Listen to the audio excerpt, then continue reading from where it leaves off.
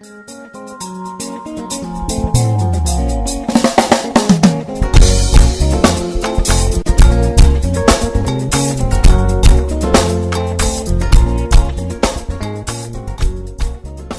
par le Fonds international pour le développement agricole, FIDA, le projet d'appui à la croissance économique et rurale est mis en vigueur depuis octobre 2010. Il accompagne exclusivement le développement agricole en milieu rural au Bénin et est mis en œuvre par le PROCAR, un programme à objectif noble. Il faut parler de l'âme, ce qui justifie un programme cadre. En fait, la base, c'est de partager les charges des fonctions transversales à l'intérieur d'un programme qui réunit plusieurs projets. Il s'agit notamment des fonctions administratives, des fonctions de suivi-évaluation, des fonctions de gestion des savoirs, communication, genre. Il faut chercher la synergie à l'intérieur de chacun des projets qui sont dans le programme cadre. Le PROCAR, en termes d'objectifs, est là pour permettre un coefficient multiplicateur par projet. L'objectif général du PACER, c'est de contribuer à la création des conditions nécessaires à une croissance économique durable et à la réduction de la pauvreté en milieu rural. Et pour cela, il y a 3 objectifs spécifiques qui sont poursuivis. Premièrement, c'est d'améliorer les performances techniques, économiques et financières des micro et petites entreprises agricoles et extra-agricoles et des groupements d'activités génératrices de revenus intervenant dans les filières promues. Deuxièmement, c'est de renforcer la structuration et la capacité des organisations professionnelles agricoles évoluant dans ces filières. Et troisièmement, c'est d'améliorer l'accès des petits producteurs aux infrastructures d'appui à la production et aux infrastructures d'appui à la mise en marché de leurs produits. Le projet appuie ces différentes cibles dans 5 filières agricoles.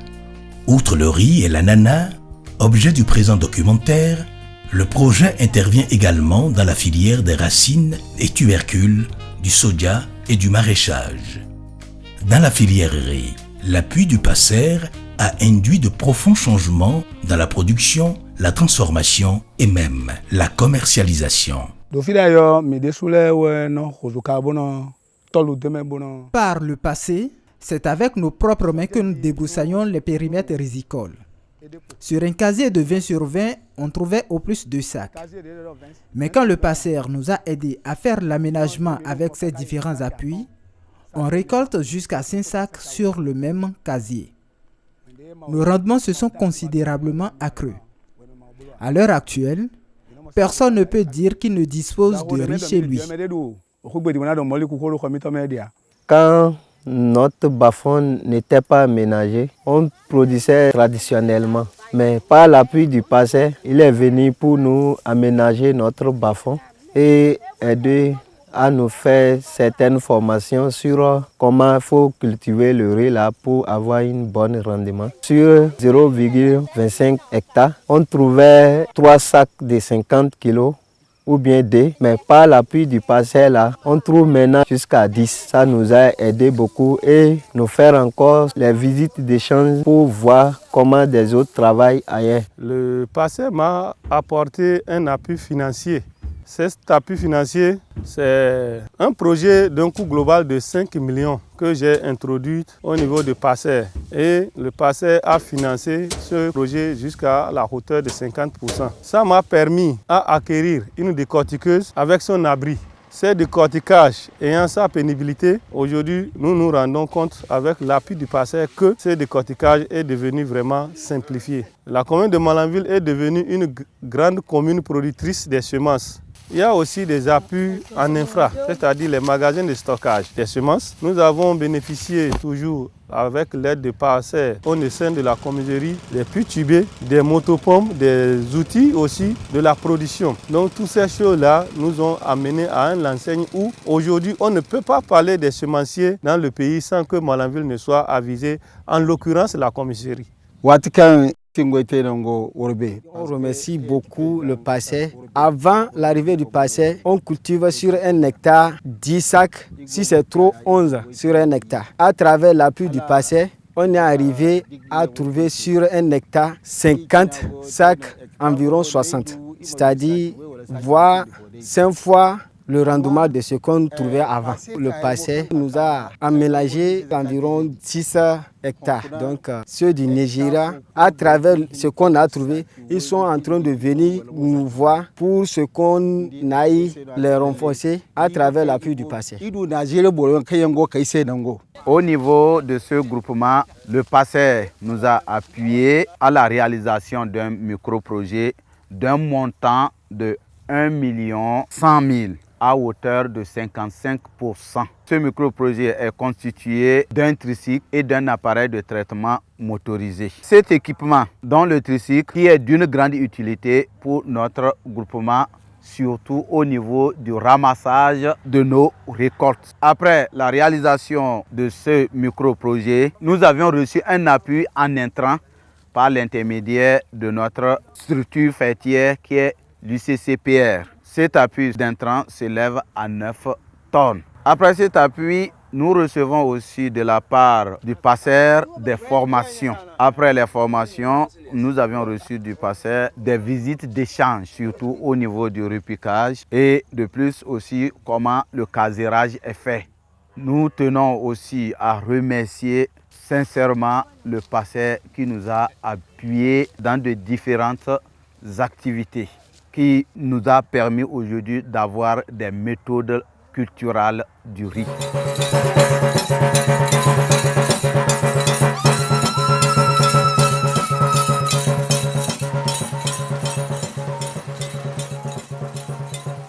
Pour commencer la transformation du riz, il faut négocier d'abord avec un producteur pour trouver de bons riz. Il faut vanner le riz d'abord. Si on finit le vannage, on cherche l'eau, les bois pour bouillir le riz. Si nous finissons de bouillir le riz, on trempe le riz, on le laisse. Le lendemain, on commence le tivage. Donc pour faire le tivage, il faut enlever le riz, mettre dans le panier, on met la marmite au feu, on prend la bac, on dépose sur la marmite et l'eau est dans la marmite. On prend le riz, on a mis dans le panier là, on va vider dans la bac. Si on finit de mettre dans la bac, il faut regarder les trous où la fumée ne va pas sortir. On cherche un chiffon, on met là où se trouvent les trous. Après les trous, maintenant on cherche un bon chiffon pour couvrir le riz, un chiffon propre. Si on couvre le riz, on prend la fermeture maintenant, on ferme le riz. Donc si on met le riz là, on attend, dans quelques minutes, on va voir. La fumée commence pas à sortir, donc le riz est prêt. Et là, on va enlever le riz. On prend le riz, maintenant on met dans les bassines. Après avoir mis dans les bassines, on va amener sur la bâche. On met, on prend le râteau, on fait bien le riz, on sèche bien le riz. Au moment où le riz est bien séché, on le prend maintenant pour l'amener au décortiquage. Après le décortiquage, on va vanner et trier. Après le triage, on met dans nos emballages pour commencer la vente du riz essuvé.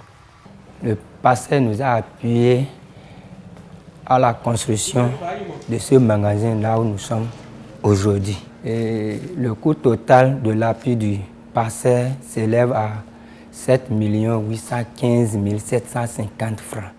Et notre apport personnel est de 2 605 250.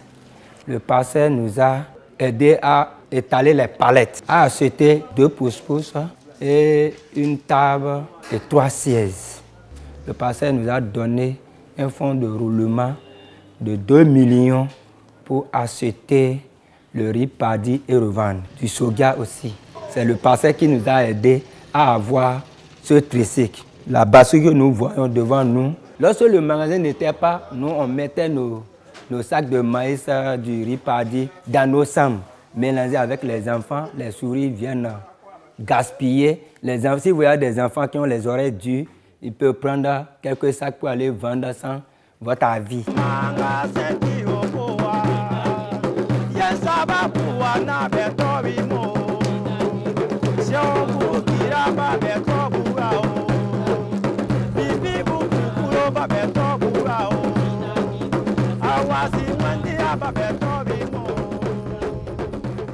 L'ananas est plus cultivé, transformé et commercialisé au sud du Bénin. Avec l'appui du PASSER, le rendement de la production et les techniques de sa transformation en jus se sont qualitativement améliorés. Les résultats sont palpables dans plusieurs communes du pays, surtout à Alada, Tofo et Boïkon. Je suis dans la culture de l'ananas, cela fait 6 ans, mais je n'avais pas assez de revenus. C'est après avoir été en contact avec le PASSER qui m'a octroyé un crédit que j'ai d'ailleurs déjà remboursé. Avec leur appui, conseil que mes activités ont prospéré, gentil profit. Toujours pour atteindre son objectif, qui est la croissance économique rurale, le laboratoire de génétique et de biotechnologie de la faculté des sciences agronomiques de l'université d'Abomey-Calavi a été identifié et appuyé par le PASSER. C'est le PASSER qui a procédé à l'extension de ce bâtiment, de ce labo. Cet appui du PASSER consiste à la production des rejets sains d'ananas pour les producteurs. Vous savez que l'ananas, c'est quand même une spéculation qui amène beaucoup plus de plus-value pour nos producteurs. Mais il se fait qu'à des moments donnés, les producteurs sont en manque de matériel de plantation, qu'on a appelé rejet chez l'ananas. Ceux même qui sont disponibles ne sont pas de qualité. Donc nous faisons usage des biotechnologies pour pouvoir produire ces rejets-là pour ces producteurs. Les biotechnologies, elles coûtent un peu cher. Le PASSER nous aide à mener cette activité-là pour que nos recherches soient utiles au développement aux producteurs. Les rejets ne sont pas produits pour des objets de musée, c'est pour qu'ils soient réintroduits après vers les producteurs. Donc il y a un processus. Donc nous, on va jusqu'à la production en faisant usage des biotechnologies au labo ici. Alors vous avez vu que c'est des organismes quand même fragiles. On les acclimate un peu pendant un temps donné après le labo, dans les serres. Et l'étape qui suit, nous avons signé un partenariat avec l'Institut national de recherche agricole du Bénin à travers son centre de recherche agricole sud de Niaouli. Alors, donc, les plantes en préacclimatation sont transmises à Niaouli et c'est Niaouli qui fait la multiplication de ces rejets-là, donc constitue en pré-base et de la pré-base maintenant identifie les producteurs à qui il les distribue.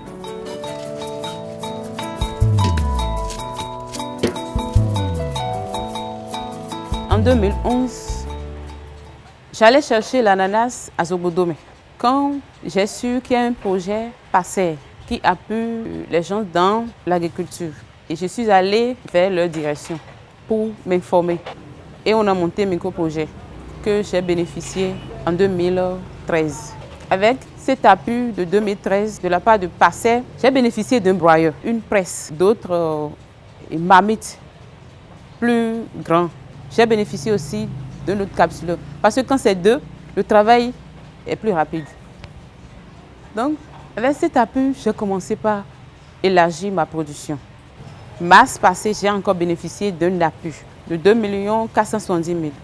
Avec cet appui, j'ai obtenu l'unité de transformation que vous voyez, l'aménagement de l'unité de transformation, qui me permet de respecter la marche en avant. C'est-à-dire, quand vous rentrez par ici, vous devez sortir par une autre porte. Passer par les étapes, étape par étape. Une fois acheté, ramené ces ananas à l'unité, nous procédons à leur tri. Et après le triage, on procède maintenant au lavage, juste pour enlever tout ce qu'il y a comme poussière depuis le champ avant de l'introduire à la salle d'épluchage. Et au niveau de la salle d'épluchage, l'ananas est épluché. Et après l'étape là, on procède à la mise en morceaux. Et après la mise en morceaux, l'ananas est maintenant envoyé au niveau de la presse. Et là, nous avons une presse motorisée à vis qui nous permet de traiter plus d'1 tonne d'ananas l'heure. Et après cette étape, le jus est pressé, recueilli, filtré. Et après, on l'envoie maintenant au niveau de la cuisson pour que ça soit cuit. Et après la cuisson, nous faisons la mise en bouteille. Après la mise en bouteille, on procède à la pasteurisation Et après cette étape, ça va maintenant dans le magasin de stockage. Préalablement, lors de la cuisson, il y a des éléments qui se vérifient, notamment la température, notamment le pH mètre, tout ça là que nous vérifions. Et après la salle d'observation, ça va maintenant au niveau de la salle d'exposition. On fait l'emballage, on met l'étiquette et de là, ça va maintenant sur le marché. Un transformeur artisanalement. Tout est fait à la main. Aujourd'hui, grâce à FIDA, grâce à Passer, on a semi-industrialisé. J'ai eu beaucoup d'équipements grâce à Passer. Aujourd'hui, vu le problème de poids sur la voie, les bouteilles ne sont plus compétitives pour nous. Il faut nécessairement changer l'emballage. Et grâce à Passer, on a changé les emballages et on transforme aujourd'hui en doy-pack. Passer nous a accompagnés avec un montant de 13 500 000. Et on a quitté de 1000 litres à 10 000 litres aujourd'hui. Pour atteindre ces différents résultats, le PASSER a adopté une stratégie de faire par la mise à contribution des ONG, têtes de pont et un bon système d'accompagnement des bénéficiaires pour un accès facile aux intrants agricoles. L'appui que nous apportons à nos promoteurs, c'est au fait un coaching.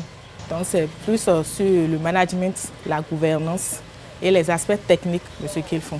Comment chercher le marché, comment vendre le produit, comment satisfaire leurs clients et comment être un bon entrepreneur. Nous avons 3 grands services que nous développons. Le premier service, c'est le service de l'appui conseiller de la formation. Le deuxième service, le service intrant, le grand service, là où le projet PASSER du financement FIDA nous a aidé à régler certains problèmes.